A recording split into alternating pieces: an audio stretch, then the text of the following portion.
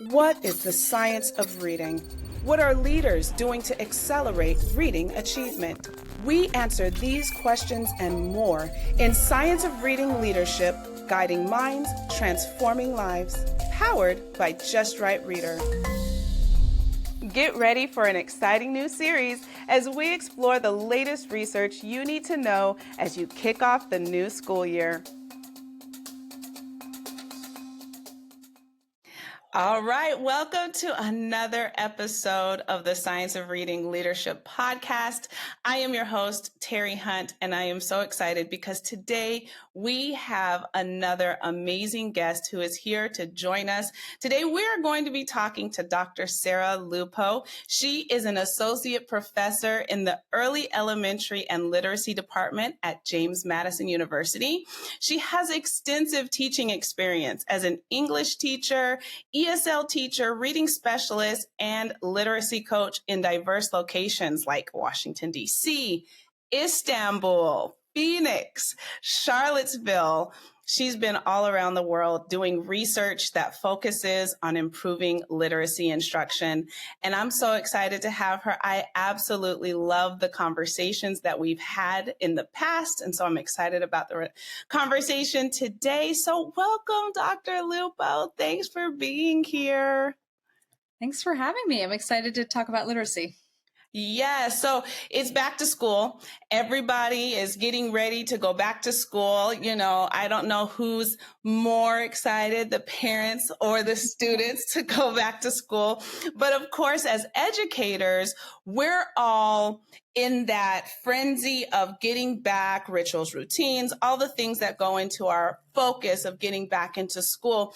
And before we dive into your research, what I want to know is, as you think back to those times where you were going back to school, where you were going back into the classroom, what are some of the memories that you have? Can you describe a fun story about going back to school that you can think of? Well, I can speak more in the present term because I'm actually teaching right now. I am teaching a group of students who it's a multi-age group, so they range from like second to fourth-ish grade, and we're doing I call it like just reading stuff. Nice. And so one fun story from today is that the kids, as we were reading these books, just started having all these wonderful stories that they wanted to share with me about mice and snakes and other gross things.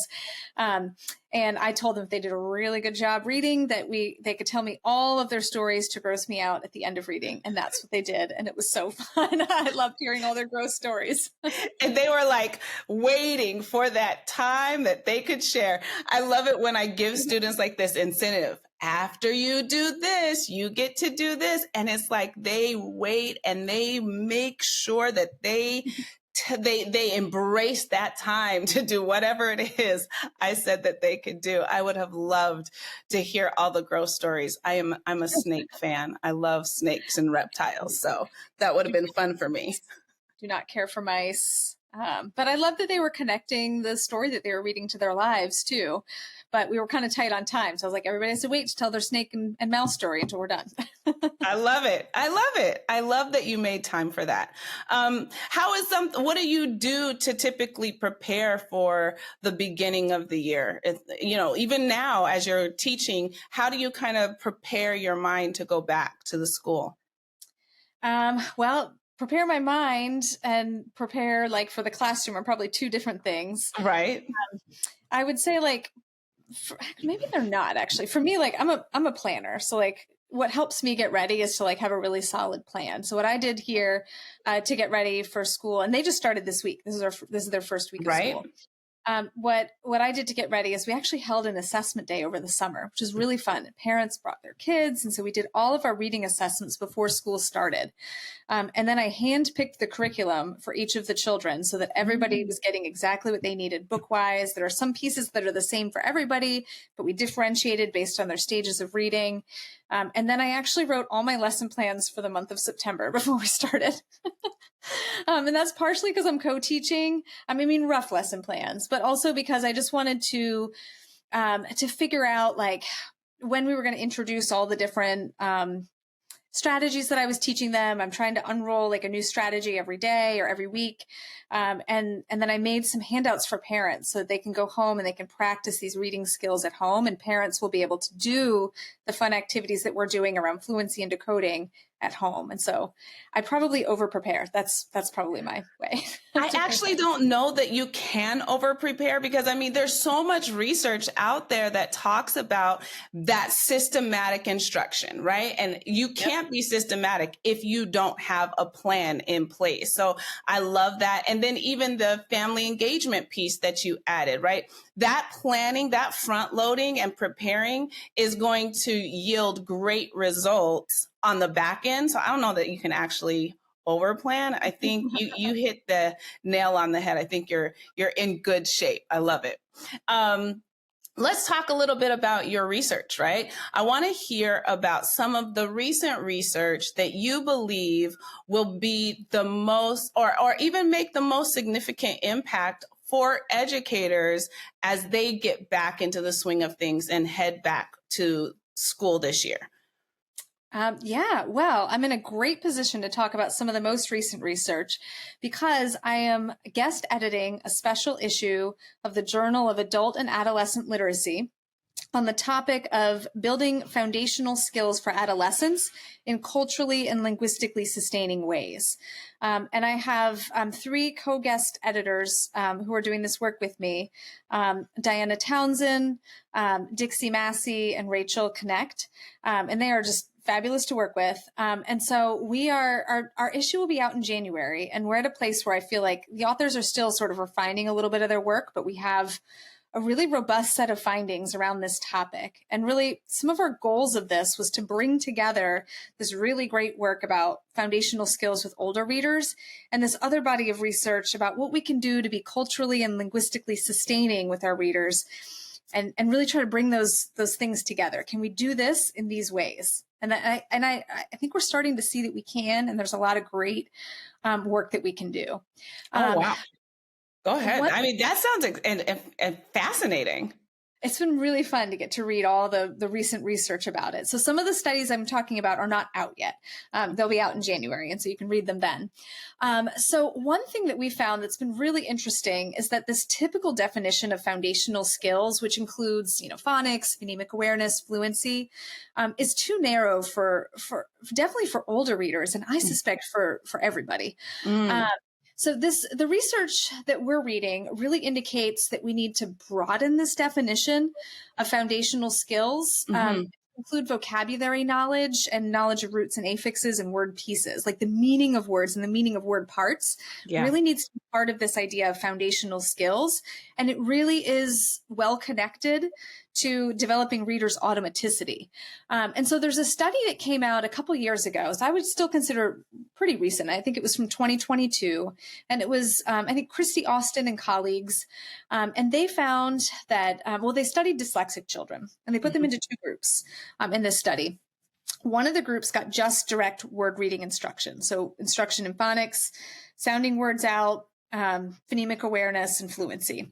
The other group got all of that, plus they got word meaning instruction in roots and affixes and vocabulary.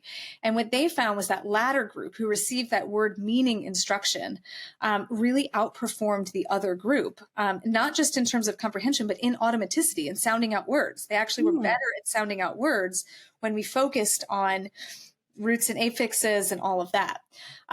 So I think that's a really key finding that we're seeing is playing out in a lot of the more recent research that's happened since then. And so our authors are still finessing their pieces, but we do have a few preliminary findings that I'd be happy to share if you're interested. Yeah, and even before you go into that, because yes, I am very fascinated, and I absolutely want to hear that. I want to know. You said older students, and I love that focus is there. But in that study, in that finding, what were the ages of the candidates or the students that they were reviewing or looking at? In the Austin study, Austin and colleagues study? Yeah. That's a great question. I believe that they were in upper elementary and middle school. Okay. So when we use the word adolescence, most people are referring to students who are fourth grade and above. Perfect. Perfect. Yeah. So tell me more. I want to know, how can we start to apply this, right? If we think about administrators or support teachers, or how can we start to apply that understanding? And I know, like you said, they're still developing and finessing the research, but even in these preliminary findings, how can we start to think about those as we start to plan out our lessons and our phonics instruction and our small group instruction? What can we start to do to apply this new research? Yeah, so I think vocabulary instruction really matters. Is a big finding that we're finding across all these studies, and that's quite central. So vocabulary instruction must be at the center of foundational skills instruction. We can't ignore it. And we can't have this attitude of like, well, we'll teach them to comprehend and we'll teach them the meaning of words after they can sound everything out accurately. But because what we're seeing is that teaching the meaning of words and having a robust vocabulary is supporting that automatic word reading. They really work tightly together. So there are also several studies that talk about this idea of teaching students to have flexible thinking when they're sounding words out. So sound the word out, especially a lot of the work that that's around reading multisyllabic words. Yeah. Sound out those pieces, put them together, and then you want to have flexible thinking. Did that make sense? Is that a word you know?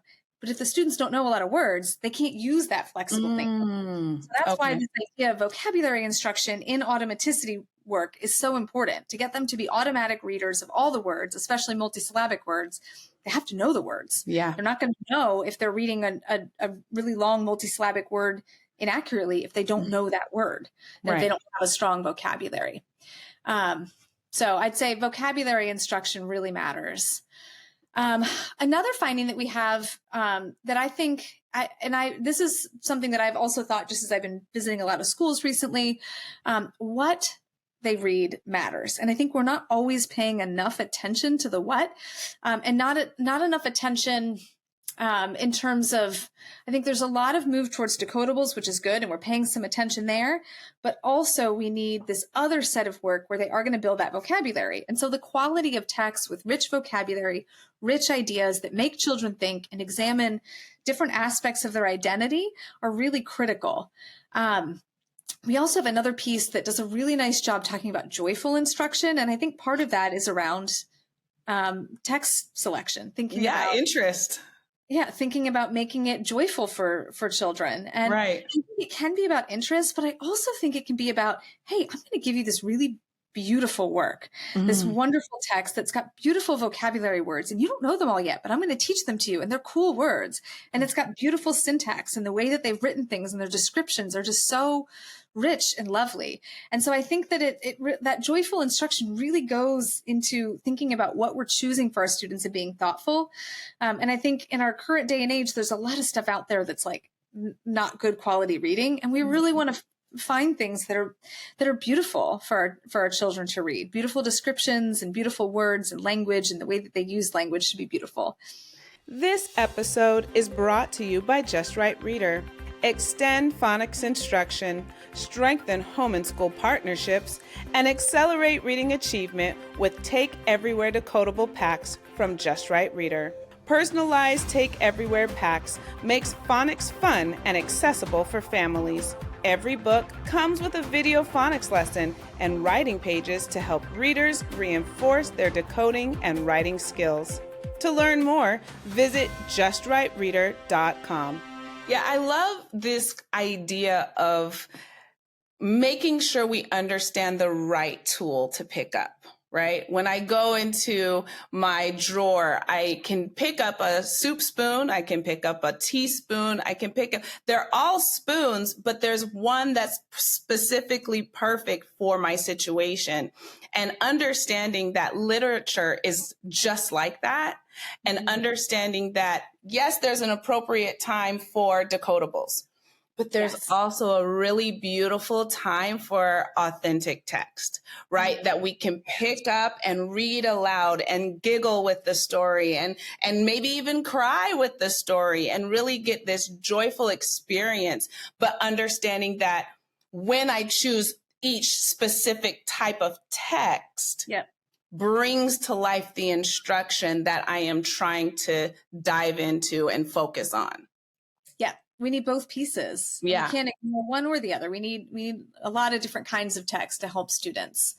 And I really do think that quality of text is related to that vocabulary as well. If we don't have text with all this rich vocabulary, our students aren't going to learn the words. They're not going to continue to deepen their knowledge of the words. Absolutely. So when you think about that, right, we know that educators in the classroom, they're the boots on the ground. They also have to have the support of the administrators and the principals and the district leaders to help them accomplish this work. So how can administrators and school leaders help to support this effort that you're saying you're seeing in this research?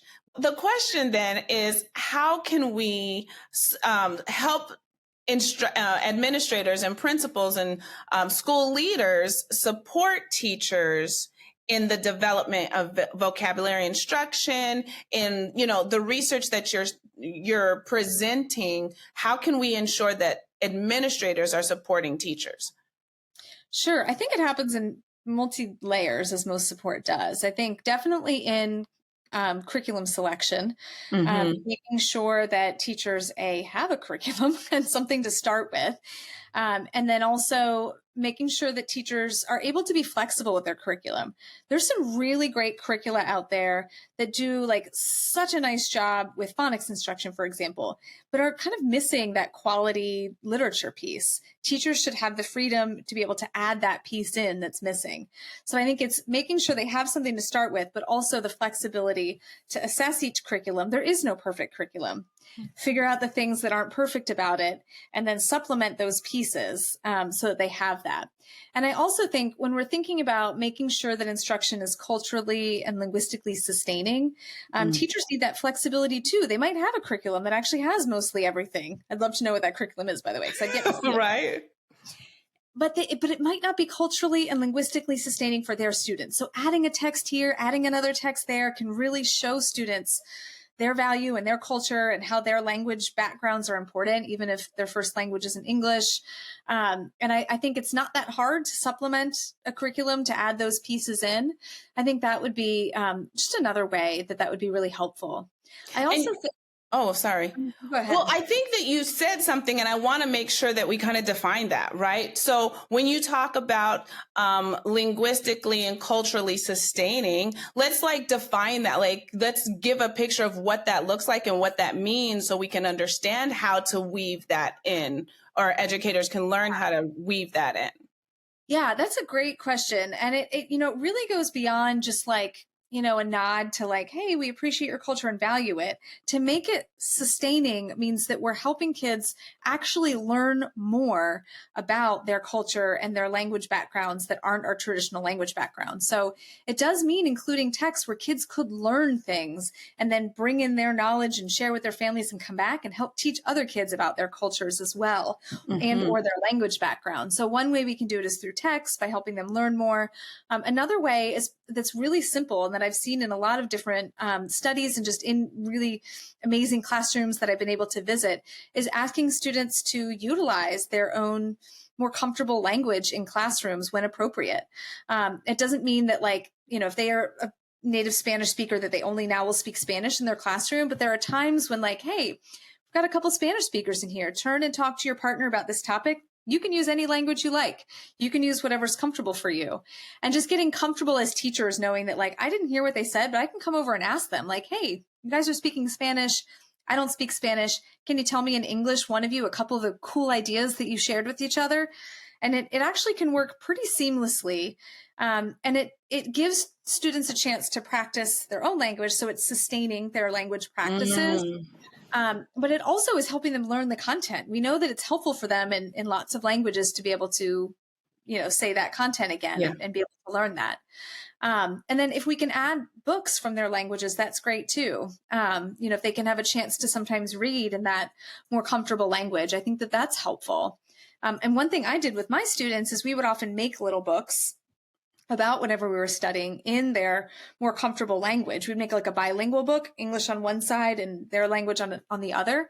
And then I could keep those going forward, or they could go and share them with their parents. And so now we've got resources that are in their more comfortable language, and that really helps sustain their language practices. And bring the joy that you mentioned earlier, right? Bring that joy and that happiness and that I feel seen to the classroom experience. That's beautiful.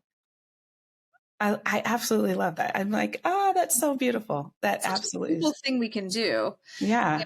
It's such a simple thing. It is a simple thing that makes such a huge impact and like makes such a big impact. It's a beautiful thing. It's simple, but it's big.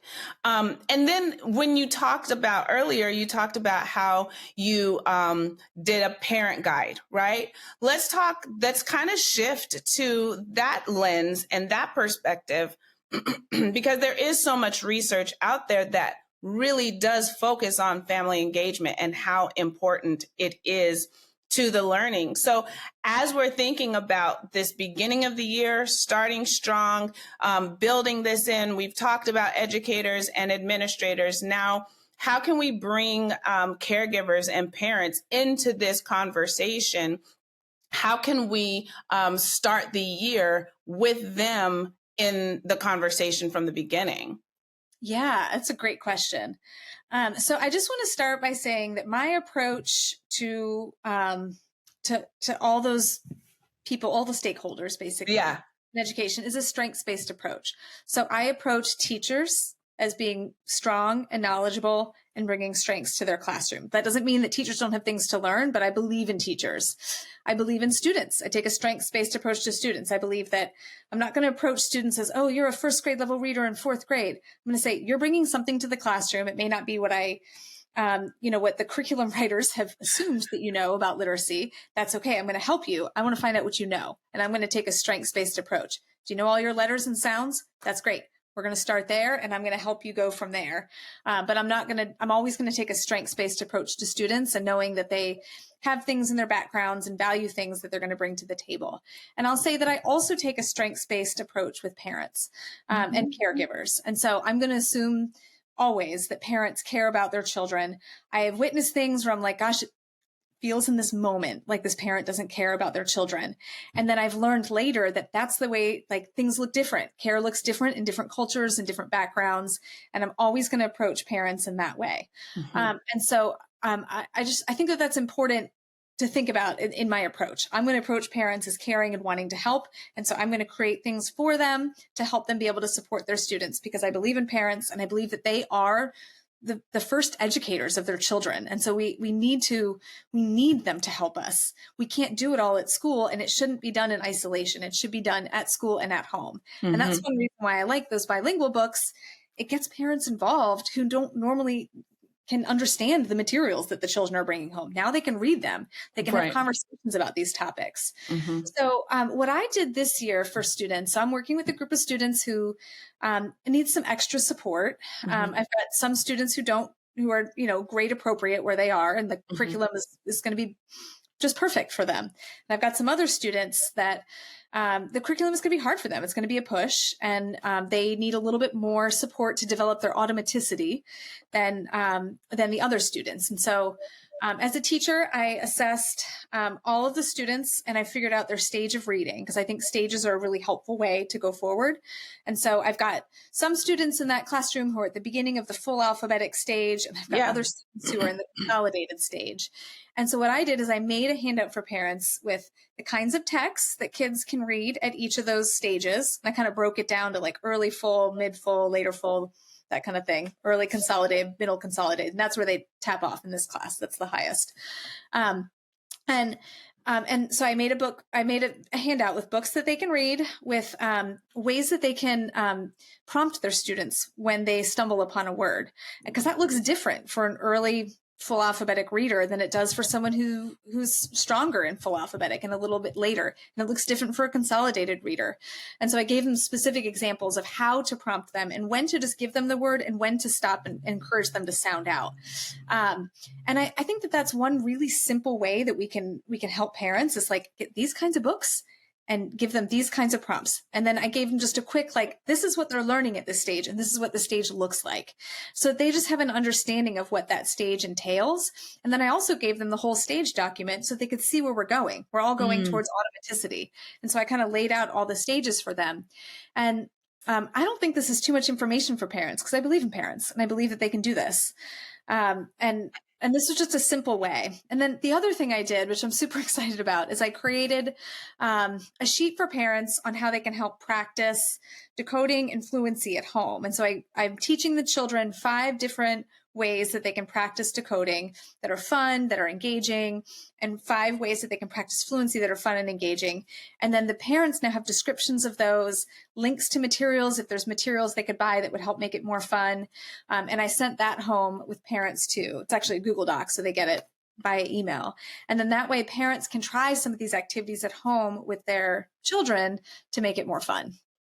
I really appreciate the stance of strength-based approaches, right? I appreciate saying, I know you love your kids, and I know you know your children better than anyone else does. So with that, let me give you the content, and now go do what you do best. Mm-hmm. Go do with this what you do best for your kids who you know the best. That's fantastic. That is really, really fantastic. Well, I'll say I made a lot of mistakes to get there. So like, I definitely didn't always have that. And I made those judgments about parents. And then I had some, meetings with parents where I realized that I was wrong, and that I really needed to approach all parents as caring for their children, even if their care didn't look like the way I thought their care should look. Yeah. Those moments were hard and they were painful, but I used them to grow instead of to judge. Yes. Right? Yes, that's beautiful. This has been a great conversation. I always love talking to you, Dr. Lupo. I mean, I always find so much value in our conversations. And we're wrapping it up, but one of the things I want to make sure we acknowledge is that there is so much research out there. There is so much information out there. You've given us some fabulous information. And I'm one of those people who, as an educator, I wanted to do it all. I wanted to take every piece of powerful research and implement it all. And then I would find myself like in this state of like, So as you're thinking about all of the research, all of the findings you're hearing, all of the things we as educators do, how can we encourage teachers, educators to find the balance? And, how can we find the balance in the adoption as we head into the year? How can we really make ourselves understand what's out there now, balance it so that we can get the outcomes that we ultimately want? Yeah, that's a great question. So I think this is my 25th year of teaching. And I'll say I've definitely been there in the overwhelm, and I'm like, get too excited about too many things, and I try all these new things at once. I'm definitely like, I'm the queen of that. I'm very good at like getting overwhelmed. So I still have to like coach myself on this and try really hard. I look at, because I'm still, teaching college, and now I'm teaching this other course for little kids this year, and it's really fun. What I tell myself is that I can only change really one thing at a time. And so what I do is I look at everything and I'm like, oh my gosh, I hate everything. I want to change everything about this. I want to change all this. It's too much to change at once. And when I try to do that, it just doesn't work. And so I really think through like, what's the one change that would have the most impact? And I'm going to let the rest of it go for right now. And I do that one thing. And once that one thing is going, then I think, what's the next change? When I'm ready and I'm not overwhelmed, what's the next change I can make? And so I think that has been working for me as long as I actually stick to it. I love that. That's a great, great, great piece of advice. That's some great insights. Is there anything we didn't cover? Anything that you want us to talk about, that you're excited about? Any advice that you want to share before we wrap this up? I don't think so. I think we hit a lot of good topics. So I agree. I think this was great. Where can our listeners find more about you? Social media, websites, where can we find all of the fabulous things that you're doing? Sure. I have a blog, appliedliteracy.net. I don't post much there, but you could find all my contact info there and some things. And then sometimes occasionally, I'm not very good at social media, will post things on X. So I have an account there at Dr. Sarah Lupo. And we'll make sure that we put all of those in the show notes so that everyone can find you and reach out to you. I would love to get my hands on all those amazing resources that you talked about and shared. And then as soon as all of that research is published, make sure you let us know. We'll come back. We'll put it in the show notes so that people also can find it there also. You know what? I'll share the handouts that I created for parents on my blog. And then if folks want those and they want to use them, you can have them. Absolutely. That's fantastic. And we'll put that all in the show notes as well. All right. Well, thank you so much for being here. Thank you all for listening. I am super excited about this school year and all of the fun research that's out there that's going to help us accelerate reading achievement for all of our students. Until next time, thanks so much for listening and happy reading. Bye. Thanks for joining us. If you found this conversation valuable, please subscribe and leave a review on your favorite podcast platform. We will see you next time on Science of Reading Leadership, Guiding Minds, Transforming Lives.